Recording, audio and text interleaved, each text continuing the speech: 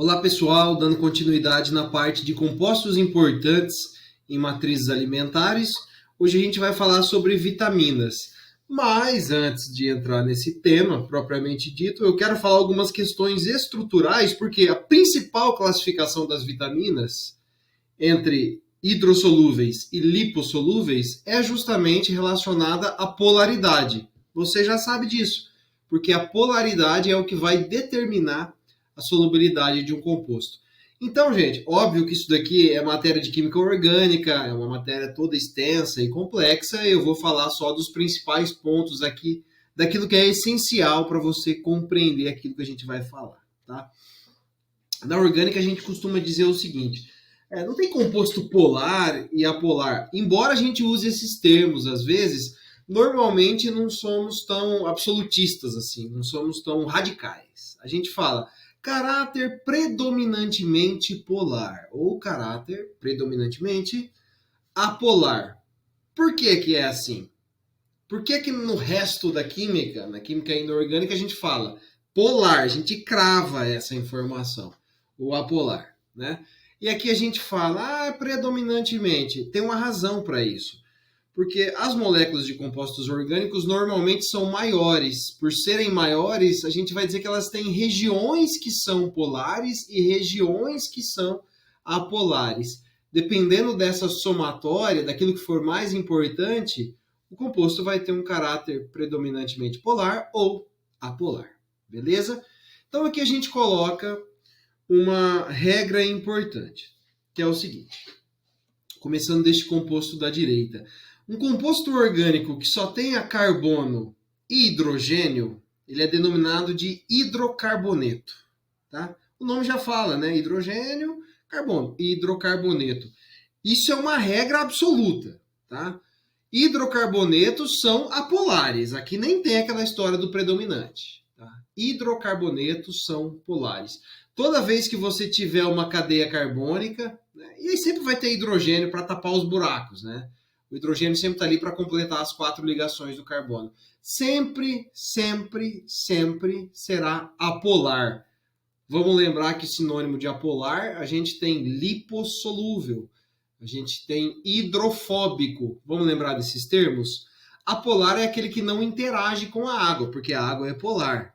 E a regra de solubilidade nos diz que semelhante dissolve semelhante.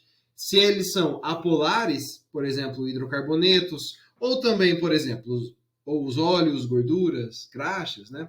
Graxas normalmente são hidrocarbonetos, inclusive, parafina, todas essas coisas aí. Tá? Um sendo apolar, o outro sendo polar, não há interação. Por isso que se eles não interagem com a água, eles são hidrofóbicos. Tá? Então tem medinho da água. Se eles interagem bem com lipídios, por exemplo, esses hidrocarbonetos, a gente vai dizer que eles são lipofílicos ou lipossolúveis. Fílico, filos vem ali da afinidade, e lipossolúvel, né? Tá dizendo que ele é solúvel em gorduras. Aqui tá de boa, tá? Agora, quando aparece um grupo funcional, gente, é aqui que você tem que entender. Grupos funcionais são polares. Isso também é uma regra. Só que tem uns que são mais polares do que os outros, tá? Então, grupos funcionais sempre polares, alguns mais polares do que os outros, porque tem alguns que conseguem fazer ponte de hidrogênio. Não basta ser polar para fazer ponte de hidrogênio. Tá? Tem que ter algumas características especiais. Por exemplo, lembra o hidrogênio ligado ou a flúor, ou a oxigênio, ou a nitrogênio. Esse cara aqui tem como. Tá? Então, quando você olha para esse composto, que por sinal é o etanol, composto muito disseminado, né? Ele tem uma parte da sua cadeia que é apolar e ele tem uma parte da sua cadeia que é polar. Perceba que para o etanol eu nem falei essa história do caráter predominante, porque ele está bem equilibrado. Ele tem um grupo funcional e tem uma cadeia carbônica não tão grande. Então, uma parte que é polar e uma parte não tão grande também, que é apolar. Ele está num equilíbrio legal. Agora imagine você, se a gente colocasse mais uma hidroxila, mais um OH, você já deve supor, então, que se eu estou adicionando um grupo funcional, ele está se tornando mais polar. Na verdade, gente, o etanol, ele é 100% solúvel em água. Basta ter essa hidroxila aí para ele ser 100% solúvel na água. Ele se mistura com a água em qualquer proporção, 100% miscível neste composto, tá? Agora, se você pegar outros álcoois que tenham lá uma quantidade maior de carbonos, 4, 5, 6, aí você vai ter compostos que estão diminuindo a sua solubilidade. Estão ficando menos solúveis. Por quê? Se eu estou aumentando a cadeia carbônica, lembra daquela história. A cadeia carbônica sempre vai ser apolar, tá? Então, o resumão de tudo que eu falei até agora é: para compostos orgânicos, grupos funcionais sempre são polares, alguns mais do que outros, é verdade, e cadeias carbônicas sempre serão apolares. Bom, esse slide está praticamente explicado para vocês, né? Estou relembrando a regra de solubilidade: semelhante dissolve semelhante. Isso aqui vale igualmente na química orgânica e na química inorgânica. Também, só para reforçar, né? Hidrocarbonetos são compostos sempre apolares, que, portanto, têm pequena solubilidade em água. Então, uso o termo aqui lipossolúveis ou hidrofóbicos. São coisas sinônimas. E toda vez que tiver compostos que tenham funções oxigenadas ou nitrogenadas, lembra que também aqueles que têm nitrogênio podem fazer ponte de hidrogênio, tá? Que a ponte de hidrogênio precisa que seja um composto polar, com hidrogênio ligado ou a flúor, ou a oxigênio, ou a nitrogênio, tá? Esses compostos eles vão ter, então, uma parte polar sempre e uma parte apolar também sempre. Por quê? A parte apolar seria a cadeia carbônica. O composto orgânico sempre vai ter uma cadeia carbônica, por menor que ela seja, sei lá, de 1 carbono, 1, 2, tá? Que é coisa bem pequena. Então, sempre vai valer essa regra. Cadeia carbônica apolar, estou bem repetitivo, né? Para você com certeza lembrar disso. E o grupo funcional polar. Então, por exemplo, o etanol, vocês já viram lá que ele tem uma partezinha para cada interação. Uma parte para interagir com a água e outra parte para interagir com as gorduras, por exemplo, né? O nome desta classe de compostos, dos caras que têm essa característica, são os compostos anfipáticos. Eles têm caráter duplo. Quer dizer que eles são, ao mesmo tempo, polares e apolares.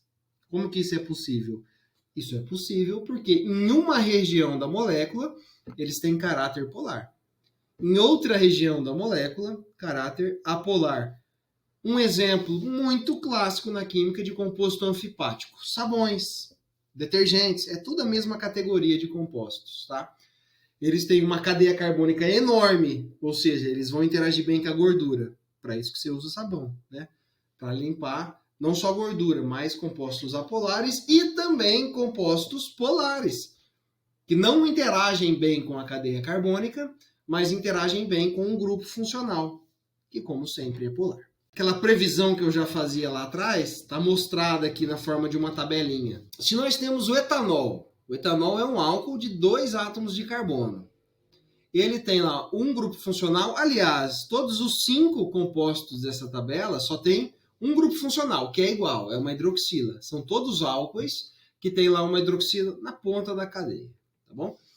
O que está mudando entre todos, como você já percebeu, é a cadeia carbônica. Eu tenho 2 carbonos aqui, 3 aqui, 4, 5 e 8 aqui. Vejo pelo nome. Tá? Oct é 8. Se estou mantendo constante a quantidade de grupos funcionais, mas estou aumentando a cadeia carbônica, eu, consequentemente, estou aumentando o caráter apolar desses compostos. O caráter lipofílico, o caráter hidrofóbico. Coloca na sua cabeça que essas 3 coisas, de certa forma, são sinônimos. Andam juntas, tá? Apolar, lipofílico e hidrofóbico. Quanto maior for a cadeia carbônica, menos interage com a água. É para isso que a gente tem a terceira coluna, tá? A solubilidade da água aqui sendo dada em gramas por 100 gramas de água. O quanto eu consigo dissolver desse composto por 100 gramas de água, tá? Etanol e propanol, como tem cadeias carbônicas pequenas, solubilidade vai embora, infinita. Agora, aqui para esses caras, a cadeia aumenta, a solubilidade diminui na mesma proporção, tá bom?